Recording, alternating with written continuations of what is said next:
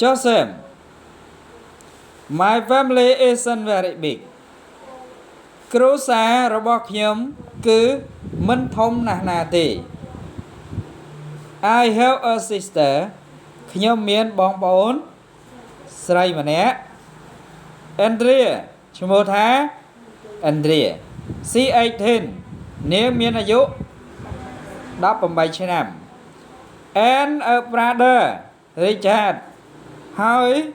បងប្អូនប្រុសម្នាក់នោះគឺឈ្មោះថា Richard he's 25គាត់មានអាយុប្រហែលបាទ25ឆ្នាំ They not married ពួកគេទាំងពីរហ្នឹងមិនទាន់រៀបការទេណា am married ខ្ញុំនឹងរៀបការហើយណា am my wife's name is Isabel ប្រពន្ធរបស់ខ្ញុំឈ្មោះថា Isabel we have two children យើងមានកូនពីរនាក់ a daughter កូនស្រីម្នាក់ឈ្មោះថាNancy Dad NANCY ឈ្មោះដែលប្រកបនោះគឺអក្សរ N ANCY C4 នាងមានអាយុប្រហែលឆ្នាំ4ឆ្នាំ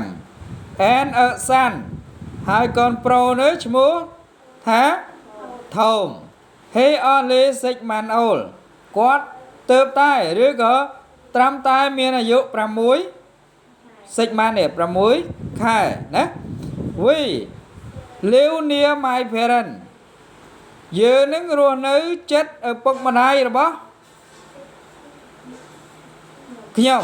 មិនយ៉ាងហ៎ we live near my parents ពួកយើងរស់នៅជិតឪពុកម្ដាយរបស់ខ្ញុំយល់ទេឡើយហ្នឹង my dad name is John ឪពុករបស់ខ្ញុំឈ្មោះថា John and ហើយ my mom is Odile ហើយម៉ាក់របស់ខ្ញុំគឺឈ្មោះថា Odile Dad ODILE ឈ្មោះនោះគឺប្រកបថា ODILE she friend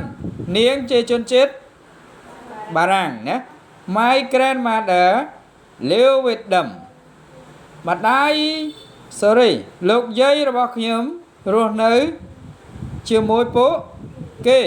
her name Marie ឈ្មោះរបស់នាងគឺថា Marie she my mom នាងគឺជាម៉ាក់របស់ខ្ញុំតោះនេះឡើយណា